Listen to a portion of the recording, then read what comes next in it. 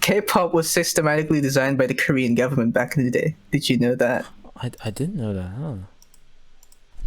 Oh, interesting. But I also need to research more on that. I just know like vaguely about it from word of mouth, really. Okay. So I need to confirm my sources. Mm. But yeah, so apparently back in the day, they made this whole, I guess, blueprint on how to potentially maximize the entertainment industry in Korea, right? Uh-huh. And I guess the same thing goes with their like general manufacturing and like I guess economic strategic plans. It goes into that as well. I see. Yeah. With Samsung and all, they're all like these big Korean companies these days. They're all backed by the government from the start, really. Hmm. So it's interesting. I guess it's not state owned, but like they had a big hand in developing what they are today. State funded music, isn't it? Because it basically was state funded music, but now like the state relies on the music these days. Right. Okay. Because it's such a big industry now, right? So I guess their plan kind of worked. Yeah, I would say it worked very well. Very well. Very well. Became an international success. Yeah. Is like the K-pop industry run by the government in a sense, or is that nah? I'd say now it's run by the record labels, but like okay, the government would have a say in what they do. Since I see. They do rely on the industry, and I'd say the industry was built partly by the government. So I don't know how much control they have, but I'm pretty sure they're not state owned anymore. All the record labels aren't state owned. Okay, I got you. Yeah. Oh, I never knew that. That's pretty cool. I always thought it was just like. I always thought the K-pop industry, from like the perspective I had, and from watching that Blackpink documentary that we did a review on the community like last year, I always thought it was like just like sort of. I knew record labels were a big part of it, and I guess now they are, but I didn't know the government was involved in the early days. Yeah, they would have been a big part in the early days, I think. But the early days were like probably 80s. When K-pop was nothing, when it's just like a right in the country thing. But they built up the, I guess, I don't know, probably the funding and the general, I guess, direction there, where the artists are going or where the music should go. I'm guessing. Damn. If I'm not mistaken, they also did a lot of the like film industry wise. They also had a hand in that back in the day, but I'm not too well versed in that. Actually, even now Korean movies are big. Yeah. So I think that's also part of their grand plan. Oh yeah, would have been anyway. But I need to look into that more. Then we can probably talk about it in a podcast. Maybe in a podcast called Time Coda that I may or may not be recording right now, just to test things out and see how it goes. Yeah, maybe. Do we know any K-pop aficionados who know their history in and out? But I doubt most K-pop stans know what I'm talking about. They probably just know like, oh, big hit, they fired my boys. Yeah. Music historian? Any music historians in the chat? Any K-pop historians in the chat? Any Korean historians in general, I guess, in the chat? Any economists in the chat? In the chat, yeah. Explain the Korean economic boom of the 1990s. Actually, I don't know if that actually happened or not. I guess that just sort of leads me to wonder then how much other like sort of what we consider to be very consumer based industries were actually like funded or started by like the government. Like, I think a lot of industries started out being, funded by the government, because if they didn't have that help, they wouldn't like thrive. That's true. Like, because accepting things like propaganda films and stuff, because that is something that I know exists. I mean, yeah, I suppose that it's like, especially in like sort of countries that are smaller than like the huge countries, so like basically anyone but America, I guess. If they try, like second to third world countries. I don't know, because it's like the countries that are trying to like have a fight an uphill battle against like the American like up and coming industry at that time. They would have needed government funding of some sort if the government was like, this is good industry, but America's too good at this, so we got to help them out a bit and increase like globalization, decrease like the America's foot on. Because it'll definitely be of national interest to have your shit be famous around the world. Yeah, and more these days. From what I remember from vaguely doing economics class in in secondary, well, the world's moving towards globalization. There's less and less protectionist policies in the world because it's just better for everyone. But that's their mistake. Because in my opinion, globalization has its limits, and you need to protect your shit. That is true. Because a lot of the times, it goes against national interest. Yeah. Like Scott Morrison letting China buy Darwin port, the Darwin ports net. See, the thing with that then is that if you increase protectionist policies, then it's like prices go up everywhere globally. Well, I guess so.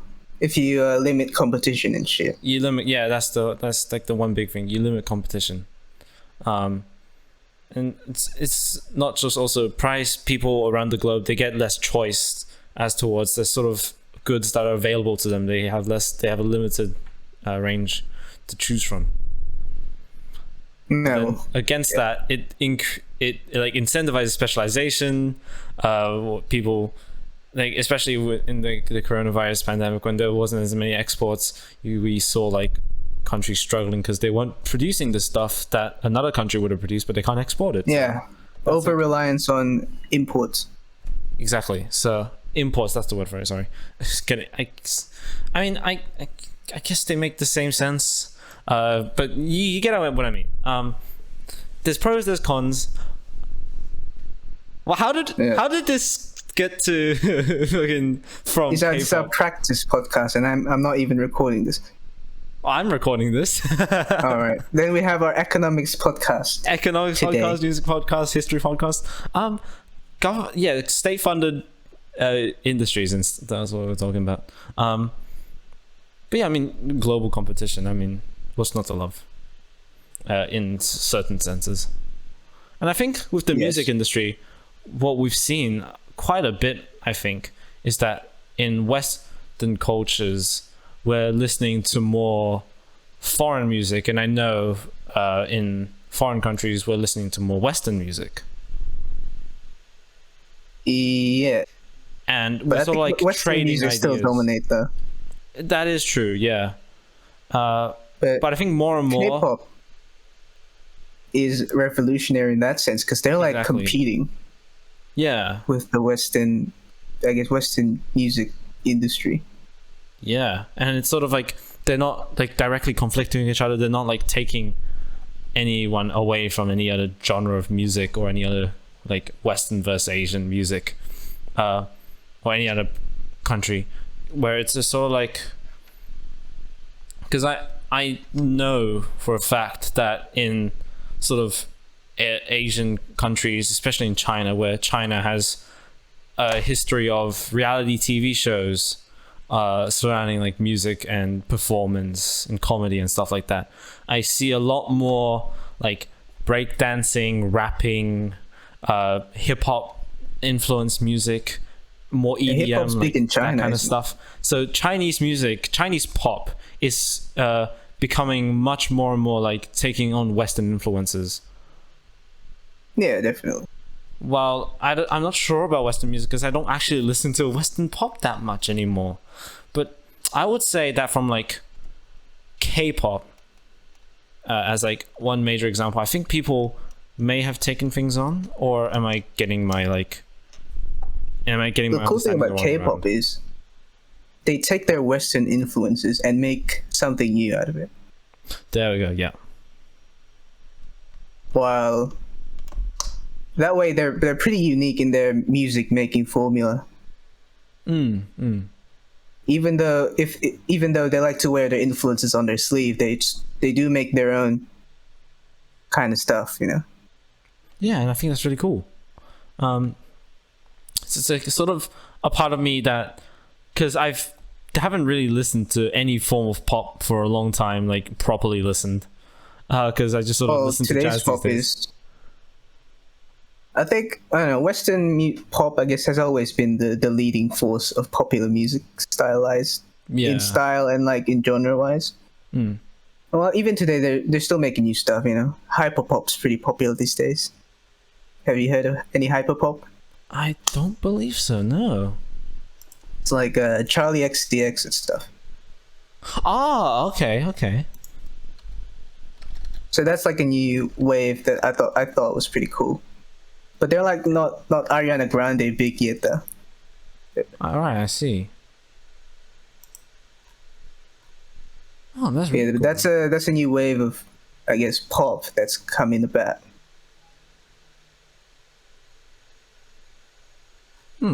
Interesting.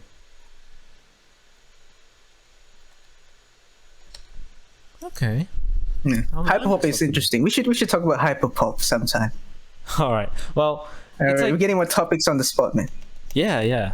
I mean, I've sort of just like, I don't really deal with this kind of stuff. You can talk about like the K-pop, the hyperpop, the city pop, all this stuff, and I'm like learning a lot. I'm having a ton of fun, and who knows? Maybe I'll talk about jazz one day. We'll see. Yeah, teach me jazz stuff. Yes.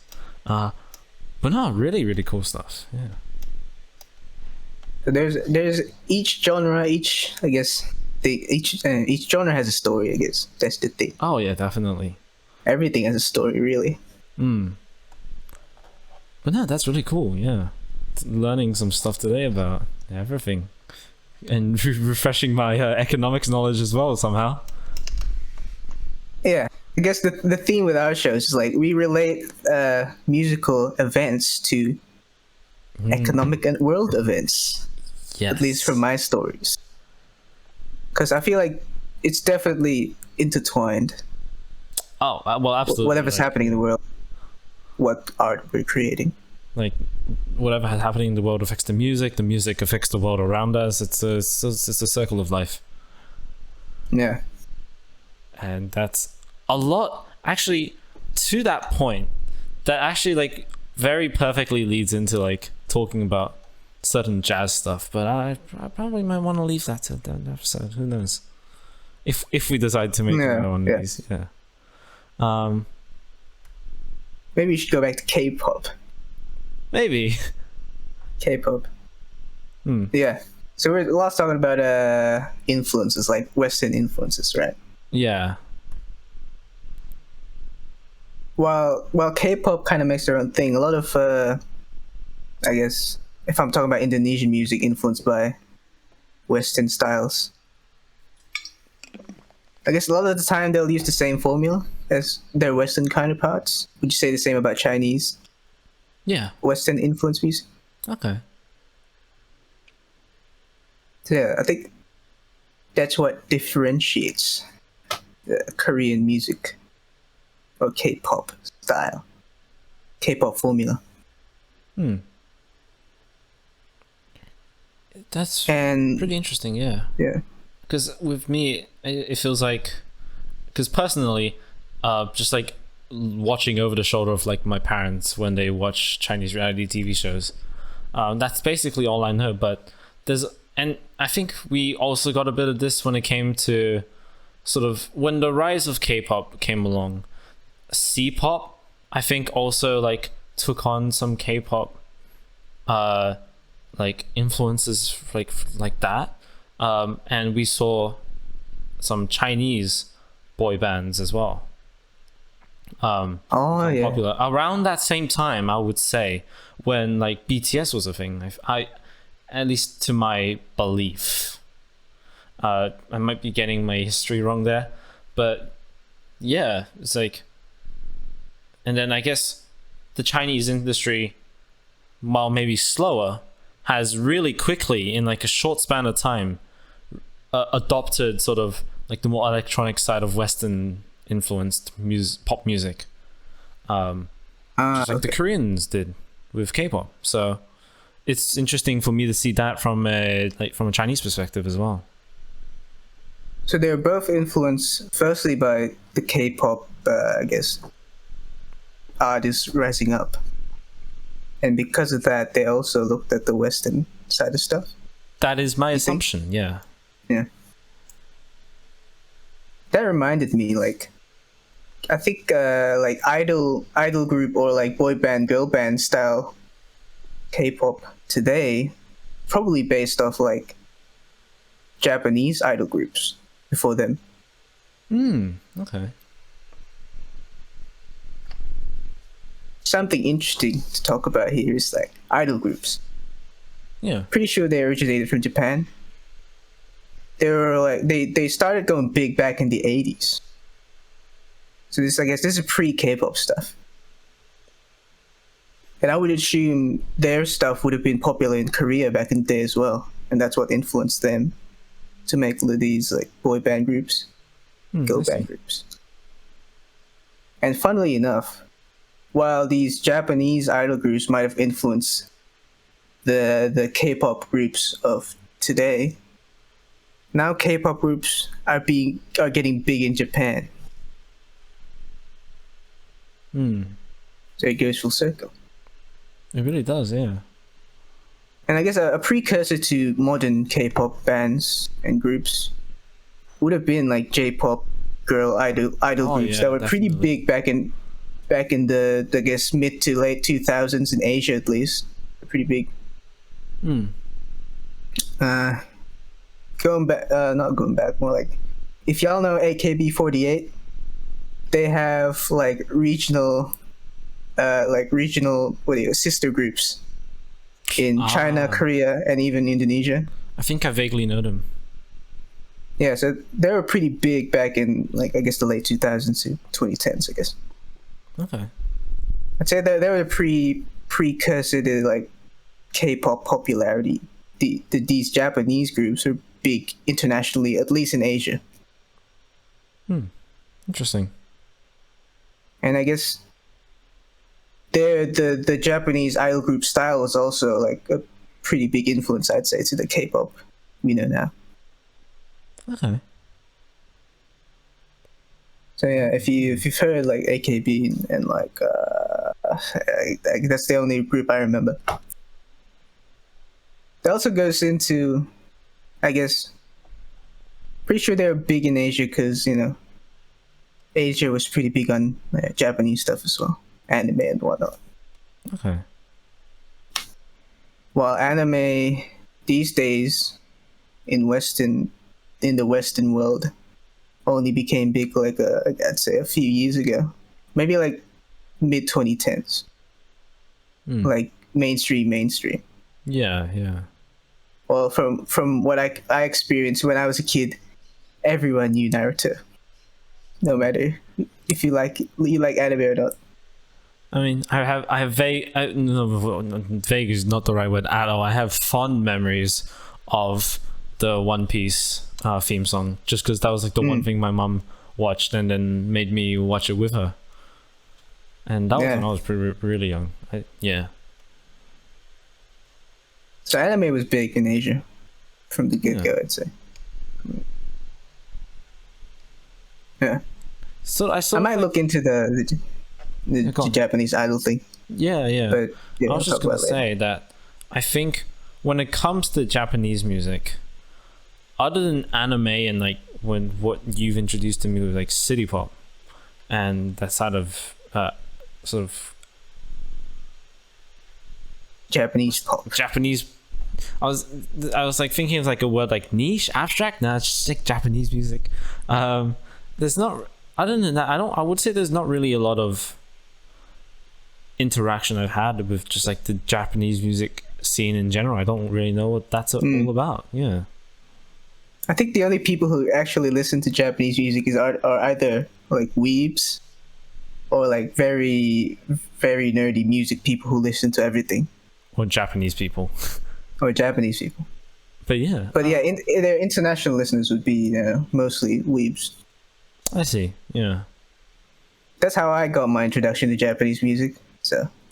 And well, it's also how I've been introduced to Japanese music. So I guess from a Western stance, that is like how we would be again introduced to Japanese music. I guess there's nothing much to it. Interesting stuff. What were we talking about? Just idol groups. Yeah. That's also a big part of the K-pop charm. It's like, look at these handsome boys. Yeah. And pretty ladies. I remember from.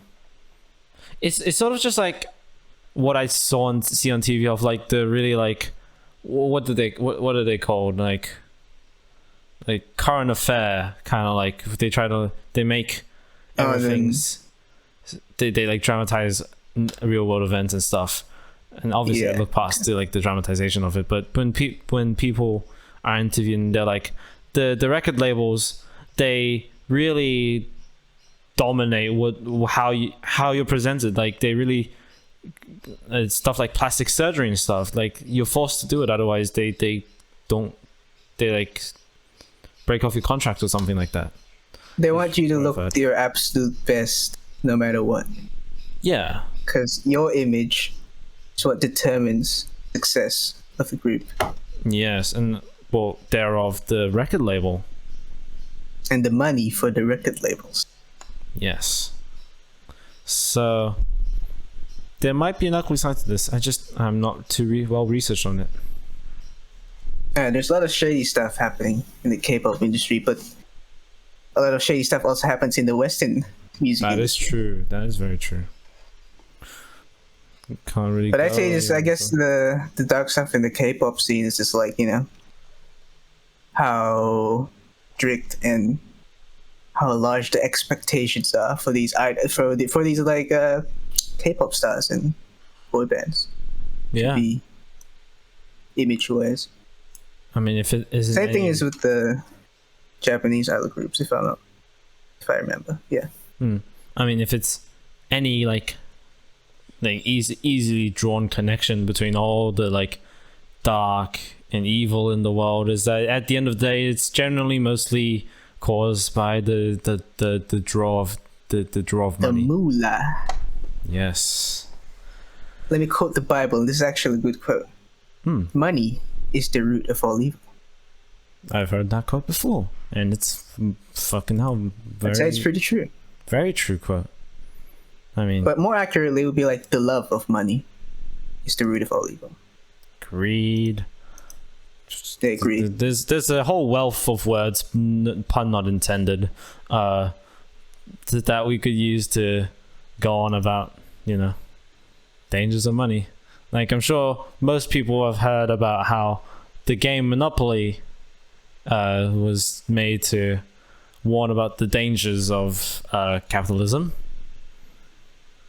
the evils of capitalism. It's been a well-known fact for a long time. Just, greed, evil, and in this case, K-pop plastic surgery that may or may not violate human rights. Oh, but also in the Western industry, there's plenty of shady shit that goes on as well. No, I don't think it violates human rights, but it's pretty like. What right are you violating? The right to not get surgery. The right to unconsensually I mean, it's consensual. 'Cause It's they did it, consensual, yeah. but it's just like they're forced to do They're it. forced to, yeah. So I don't know. I might just be saying random shit. If I am, forgive me. But yeah.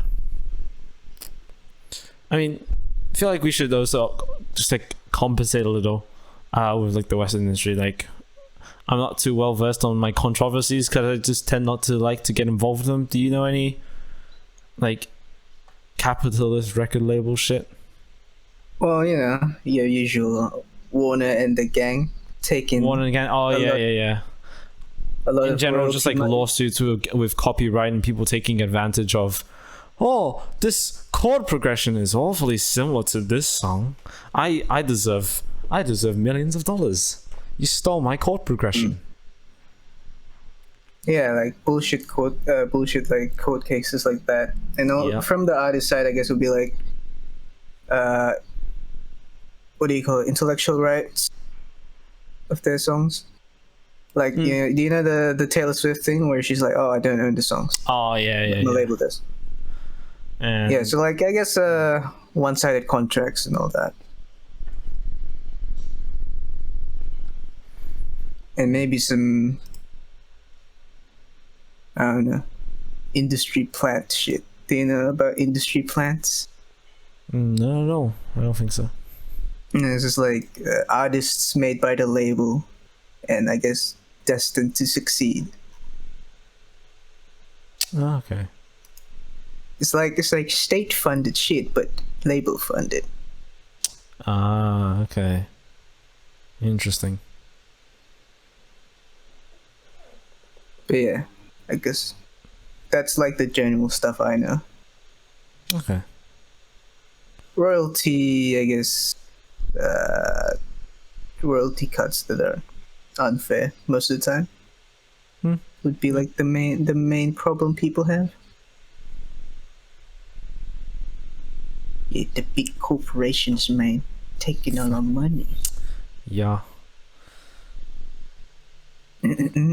Reminds me of just like Spotify. How many cents is it per play? It's only like 0.00001 $1 per stream. Yeah. Which I guess. Well, that's just like, I don't know. I guess fair because Spotify is they almost have a monopoly on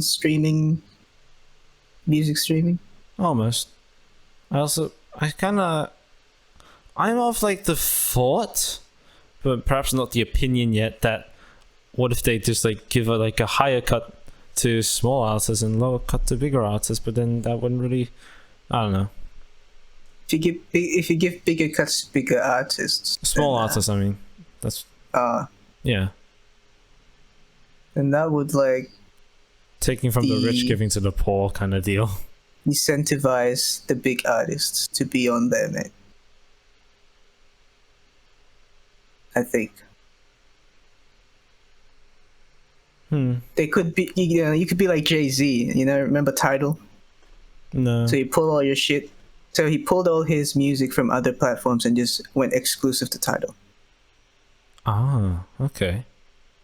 But then he realized like, damn man, no one going to Tidal to listen to my shit. So he went back I see. because you know Spotify monopoly. Basically, and I guess Apple Music is kind of catching up because like everyone has an iPhone. Yeah. That's the Apple way. This talk about like, you know, it's like I don't really like to get involved in politics and that kind of stuff, and talk. I guess this is more economics. Well, this is not really but, politics. It's more like, yeah. But then still, it's still like stuff people form an opinion about, and when people need to form an opinion about something, I just sort of stay away from it because it's too much effort. Well, you know, I think it's worth the effort to know your shit. Well, yeah, knowing my shit, maybe I'll choose not to have like a full-on like essay about what I think about it and what I think should be done about it, personally. But yeah, I'm learning about it, so that's cool. But yeah, it's just like I've never really thought about like if I should or would have any opinions on stuff like this. but not to get political. But why is Scott Morrison giving all these tax breaks to these corporations while everyone else is dying?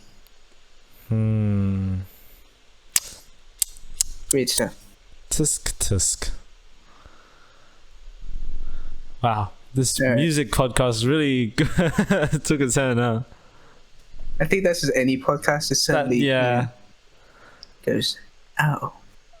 I know some like people who do podcasts, and then always in the description, no matter what podcast it is generally something along the lines of like specializing in blah blah blah and tangents.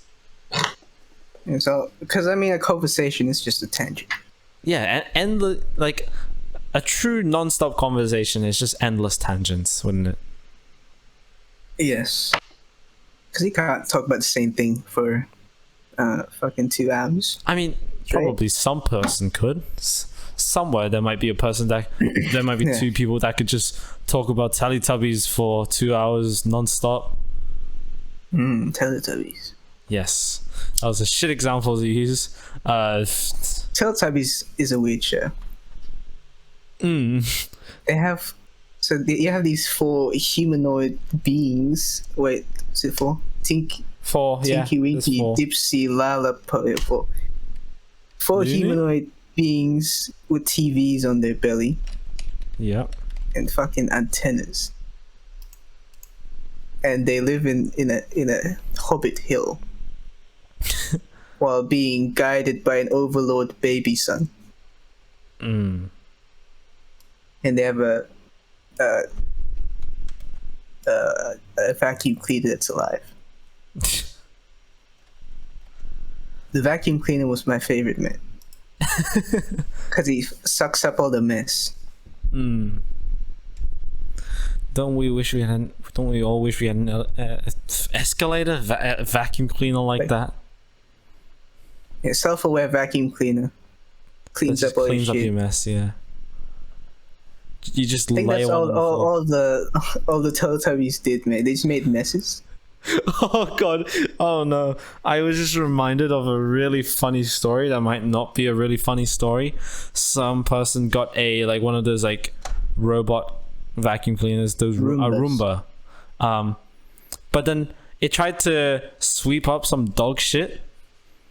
The end result was that it smeared dog shit across the entire apartment floor. So when the owner came back, his apartment was just covered in dog shit. That's why you need your Teletubbies vacuum cleaner. Yeah. I don't remember Teletubbies that much. I don't think I ever really properly watched it as a kid. Yeah. Well, I watched it quite a bit, I think, when I was little. I also watched Barney a lot. Don't know if you guys had Barney. I don't think so. I think that was more American. UK. I think it was on Nickelodeon. Nickelodeon, yeah. Because I think with me personally, I was what did I watch? SpongeBob, Winnie, DVDs. Chinese dub, were they? No, they weren't Chinese dub. They were when we went to China one time and my mom saw a SpongeBob DVD collection. I was like, oh, I'll buy this for my son. So I had SpongeBob DVDs collection that were Chinese, but I don't think they were Chinese dub. Chinese subs? Chinese subs, probably. What did I have? Well, I don't even remember watching that much. What did I watch? There was also Winnie the Pooh, which unfortunately was a Chinese dub. And they were not even the original Winnie the Pooh animated ones. They're the shitty kids cartoon animations from that I would see nowadays. But back then, as a kid, I wouldn't know any different. I was just ooh, funny. Do you have any? Did you watch any kids TV channels? I guess in Australia there was ABC Kids, which rebranded to ABC Me for some reason. Just the new generation of kids, I guess. But yeah, Oh, there was like a game review show on ABC Kids. Yeah. I forgot what they were called, but it was like, wow, video games. And then I found out that the same people did another show on like ABC2 on like late night, like a late night version for like adults, and then they reviewed. I don't know if it was really review. Like the kids version was a lot of skits. I guess the late night version for adults was more like discussion. I don't know. But then my like first impression of that show was them doing a thing on The Witcher, but then showing like a hot scene in The Witcher, and then me as a kid was like, oh no, I am not watching that. You're watching a Witcher review in 2 a.m. Not 2 a.m. This is like 11 p.m. or something, 10 p.m. or something like that. Yeah. Damn, they make game reviews on ABC. I guess they used to. I don't know if they still do anymore. Use of taxpayer money. Right? Honestly, like that show brought people in. Oh, Prank Patrol. Did you watch Prank Patrol? No. You know about it? So yeah, it was just like prank shows on ABC Kids. Oh. The prank shows I watched back in the day was like home video compilations, man, of like people fucking falling over themselves. Those were the shows.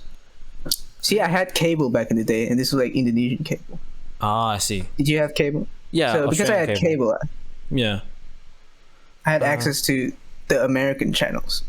That's why I watched Nickelodeon and shit. Disney Channel. I mean, I remember having fond memories of SpongeBob the movie, like the one from back then with the mermaid. Is it the one with the Goofy Goober? Say again. Goofy Goober. I think it was. Where SpongeBob had a rock number. Had a what? At the end, where it's like, fuck. And all the zombie fishes are coming at him. He's like, I have the power. So he sings out a song. And that was the Goofy Goober song. He rocks out. Well, it turns out I don't remember my SpongeBob movie well enough anymore, so shame on me. Oh my god, it literally came out the year I was born. Right. Yeah. But yeah, cable TV, and I guess those American channels. But although I think they were like more Singapore catered, Southeast Asian catered, but they were American channels, like, but catered to, I guess, Singapore, because they talk English. Those are the channels that are really kind of shaped my English, really. Early on. Yeah, no. I think for me as well, because English is technically my second language, but in terms of how my proficiency, it is my first language. Because I would say it's not a bad shout to say that from the age of 4, when I started to learn English in kindergarten, that I really grew my English skills from watching shows. So that makes sense to me. So I guess we're similar in that sense. Even if on my end it's just speculation and guessing. But you also live in Australia. I do live in Australia, so can be a little bit easier for me. I'm guessing. Yeah, back in the day, is still good. Yeah, well, when I think about like when I first came to Australia in like year 6, I think I thought my English was decent enough that like I think, remember Miss Fisher? Was that her name? Year 6. I wasn't in your school yet. Oh yes, no, never mind. I am tripping. Yes, I remember Miss Fisher. Yes. She was like, "Yo, your English pretty good." I'm like, "Yeah, I guess." I was able to converse pretty well right off the bat. Yeah. I mean, back here, I guess I didn't have many chances to speak English to people. Although I did have like a group of friends that had a similar interest in like, I guess, Western stuff that would occasionally converse in, I guess, broken English. English that we thought was good English. Oh, that's cool though. I guess. Yeah, I had this friend. He was really into Star Wars and shit. So we would do like Star Wars stuff. We'd talk about Star Wars stuff. Yeah, and I guess we had English class that helped.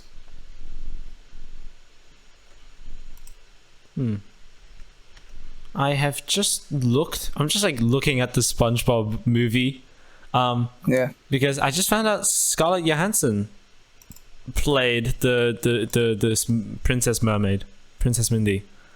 Was that right? I didn't know that. Alec Baldwin played Dennis, who was like a cowboy, I think. Damn. And then, obviously, you have like Tom Kenny as SpongeBob, Bill Faggot. I can't. Faggot back. Just a little faggot. Faggot back. Faggot. I don't know how to pronounce his name. As Patrick Star. Now I'm not sure how I'm supposed to pronounce your name. Roger Bump Ass as Squidward Tentacles.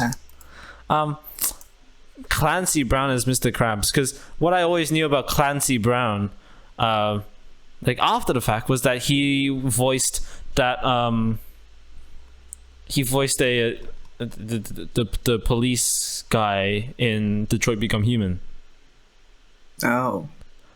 But then the guy who voiced Patrick Star, I think you might have seen the one where his acted in a scene where he said something about cutting off someone's penis, but he just sounds like Patrick Star naturally, so you just hear Patrick Star screaming that he's gonna cut off someone's penis. Actually, I haven't seen that, I think. I'll send it to you. Patrick Star cut off penis.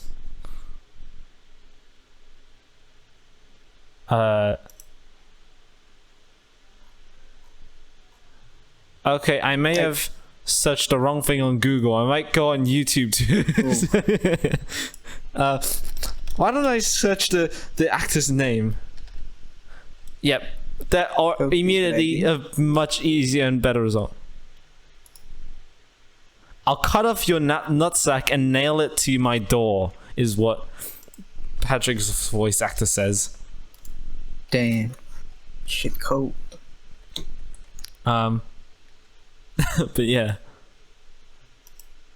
Yeah, but it was just iconic. That was iconic. Things I watched as a kid. Is SpongeBob still going these days? I don't think so. I remember seeing stuff about it being ended. Has SpongeBob ended? I know that people like to say like, "Oh, SpongeBob stopped being good after season 3." Huh. And I think it has like more than 10 now.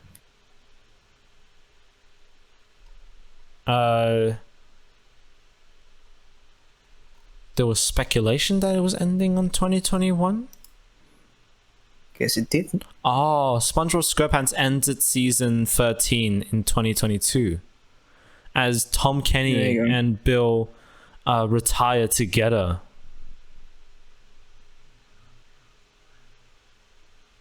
SpongeBob will leave Viacom and Nickelodeon because they retire by criticism, I think, is what someone on Twitter said.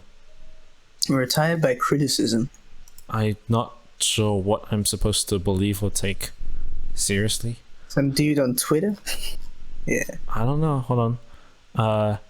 Maybe I can get a better idea of it from actual... Can I see about if you're ending or anything?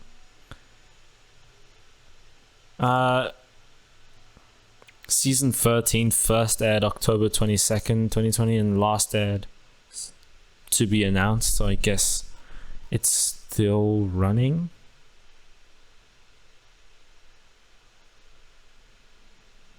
I don't know. Damn.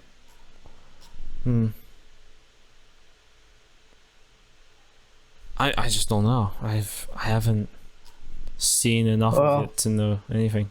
According to SpongeBob aficionados, it's shit after the movie. Which I guess makes sense.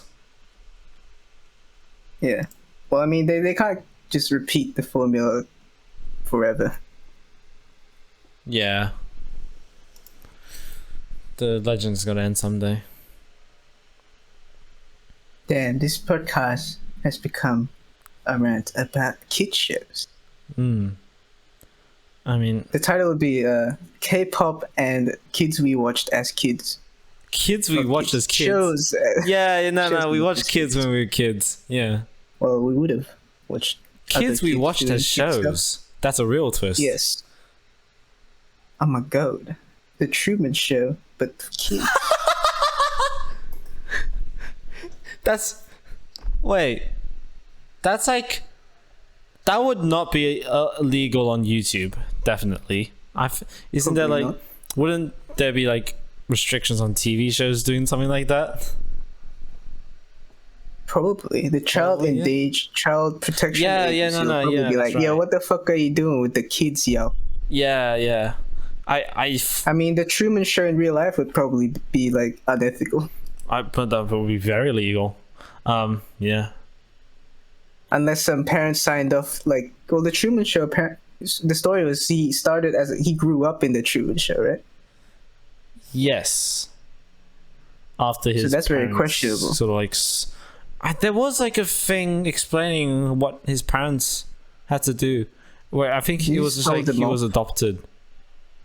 Right? Wasn't it? Maybe. I don't remember. Been a while since I watched The Truman Show. Same here. We both watched it in year 9. Because we need to do an analysis in year something. Wasn't it like year 8? Or year 7? It wasn't year 7, was it? So he was selected from birth following an unwanted pregnancy. Okay. Yeah. The Truman Show already did The Truman Show with kids. So there's that. But isn't that just like family vlogs? In a highly produced, probably illegal, fucking world. Are like, you know, them kids channels and the parents like taking all the money be illegal or be questionable? You know that toy review channel with the kid? Oh yeah. Yep, absolutely. See, that's pretty questionable. Yeah. I mean, it's kind of like even there like a few years ago there was like a family vlog channel, but it was a fucking crazy family. They were like, they fight all the time and throw shit at each other. Yeah, and I remember there was one where it was like using like there was a channel from back when I used to watch the Philip DeFranco show, but then I was like, ew, politics. It was like like some YouTube mom making videos about like breastfeeding and stuff, and like talking about like making videos about like being with the children and like sort of how to raise children. But then if you took a second look at it, it was pretty clear that she was trying to do like sexually connotated work on YouTube through the supposedly educational side of things. So yeah, I guess it's like clickbait for her, I guess. Well, yeah. I love how he went from K-pop to kid shows to YouTube sexual controversies. I guess it didn't supposedly go to sexual controversies. Controversy. Now, another tangent again to pronunciations. I don't care. Like, I'll say pronunciation or pronunciation. Just depends on what I feel like. I'll say controversy or controversy.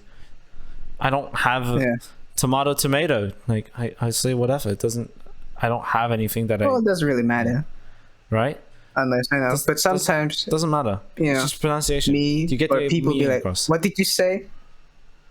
You'll Tomato. take a second guess. Tomato. Not like a second take on that. Yeah.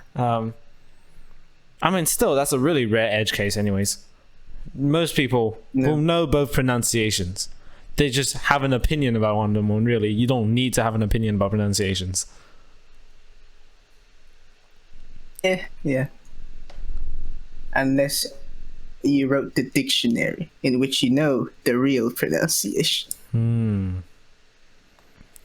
Well, I guess you can argue on those grounds. Be like, here's the dictionary. It has the pronunciation thingy on it. Be like, it is how you say it. Pronunciation? Yeah. Pronunciation. Well, they do have the like IPA. written out pronunciations. Right? Yeah, the IPA, the International Phonetical Association. I think it's this. Yeah, but they have the IPA on there.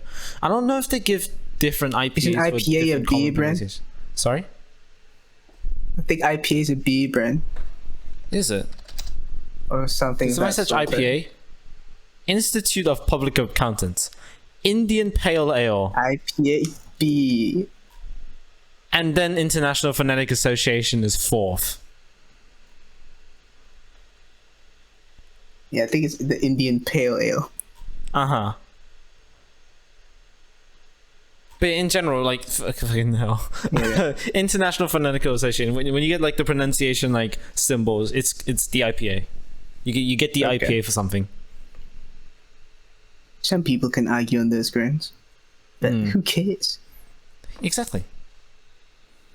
At the end of the day, people pronounce things the way they want them to. And we'll pronounce things the way I fucking want them to, okay? What's it to ya? Okay.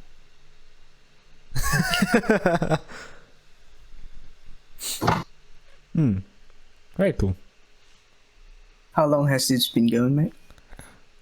Fucking 52 minutes. Is that an episode worth? I guess that is an episode. I didn't even realize it was 52 minutes. I thought 30 minutes had passed.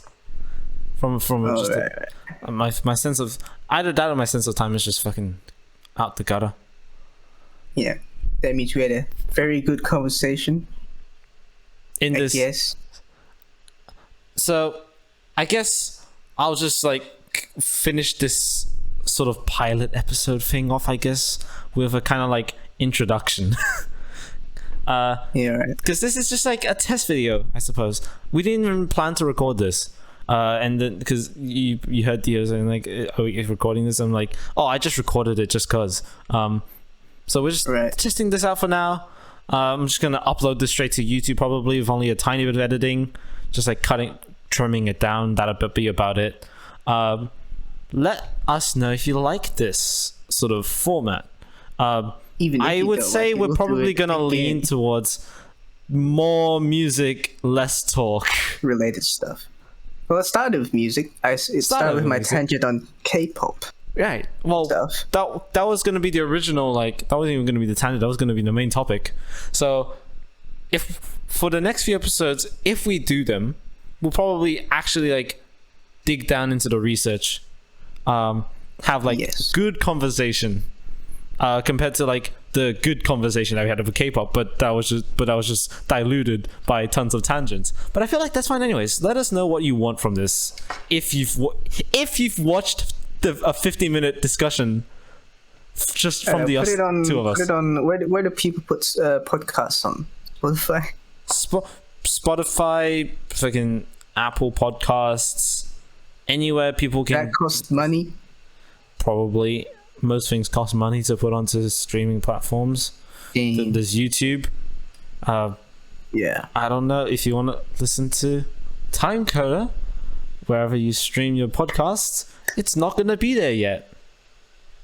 So fuck you. Get on the YouTubes. So fuck off. Just listen to it on YouTube. You know, listen while you're driving. Listen while you're, I don't know, doing laundry, Yes. whatever. While you're in your bus, thinking about life. Listen while you're having sex. Oh yeah, this is great conversation to be having during in the bed. You know, work your brain while you work your lower half. You know, I unironically listen to podcasts in bed to sleep. I thought you were gonna like, say like, I listen to the podcast while wanking. Nah, that ain't me, bro. No, generally, like, Yeah. when I need to sleep, I tend to like to have something on because I can't sleep when my mind is full of just my own thoughts, because my own thoughts keep me up, I guess. I do that sometimes. So yeah, I Usually I have like a stream on the song playing song. I play like podcasts, like anything that can be consumed by audio, because that just occupies my mind and helps me to sleep, I find. Yeah. I sometimes even like I'll listen to a little metal album in sleep. Let me tell you something really funny that happened at night. Yeah. 4 a.m. I know it was 4 a.m. because I woke up, but I was dreaming that I wanted to spit on my bed. Then I woke up. What's with you? With your and then I dreams, spat on my bed. Just got impulsively. Just like, oh, still a dream. Dude, the first time I like thought about it retrospectively after it happened, I laughed so hard at just how ridiculous it was. I literally was dreaming, and I remember dreaming about it, and then I woke up. Yeah. Like smooth transition. Then I spat on my bed. Why? Because it was in my dream, First time? and it was because it's just like I was really like drowsy. I still thought I was in my dream. No. I But like, guess. why did you spit on your bed even in your dream? I don't know, because it's a fucking dream. But that's just weird. Maybe Right? we need to get Dreams are a weird. dream interpreter guest here, so we can interpret Mr. Sunny's many funny dreams over the years. Leave a comment down below. Yeah, you have sometimes you have the weirdest dreams, man. I really do. My dreams are crazy. Maybe so far, this podcast went from talking about music to kids shows to YouTube to politics to economics, now to about the science of dreams. That's And my really dreams cool. specifically. So who knows, I might talk about some more dreams that I've had in the past. Yeah. Title this one, what should we title? K-pop and... K-pop, K-pop, Kid shows. Teletubbies, and dreams. Okay. Yeah. Oh. K-pop Teletubbies. Episode 0. Hold on. K-pop, Teletubbies, and something that starts with V. So we have KTV. What's KTV?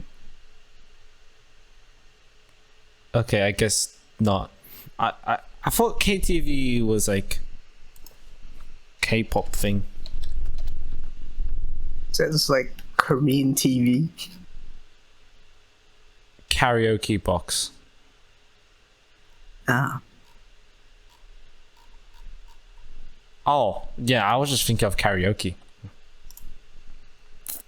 K-pop Teletubbies What? Okay, whatever. So, and Viagra. I mean, we didn't talk about Viagra Well, we did- until now. So. We briefly talked about sex. Just because I was talking about listen to this podcast while you have sex. Yeah. And that went into your funny dreams. Mm-hmm. Somehow. So I guess I'll just name this episode on K-pop, Teletubbies, and dreams. Episode 0. This is Time Coda zero. episode 0 test video. I'll probably just call it Time Coda test video. Okay. Test episode, something like that, because this is really just a Pilot. test. We might try to refine this if we do it again. I don't even know how long this would go for. I don't know. At most, I guess we next have time another we'll 2 episodes planned. We'll have an actual topic, and I'll do actual research. Yes, and for the episode after that one, I'll actually do like research on top of the research that I've already done, which is quite a fair bit on the topic I would want to talk about. So, is it jazz thing? Jazz, yeah. And I guess subgenres is like where we branch off that. We could do like episode 2.1 subgenre. If you want to insert subgenre like ska or something. Ooh, ska. Is I ska did some research on jazz? ska. Yeah, it's like reggae jazz fusion. Yeah. I guess it is. But oh my god, well we've talked for a long time, haven't we? Decent. We've just hit the 1 hour mark, 1 hour 30. So probably we'll end it there. If you like it, you probably don't need to let us know because we're gonna do it anyways, probably. But if you really like it, well, just let us know. We'll definitely increase the quality of these things from now on. But I think the general idea is still gonna stay the same. It's like podcasty, conversation-y, just two guys chilling and talking about stuff around a general topic that we may or may not try to stick to. Yep. So I guess in any case, we'll leave it there and then we'll hopefully see you in another episode. See ya.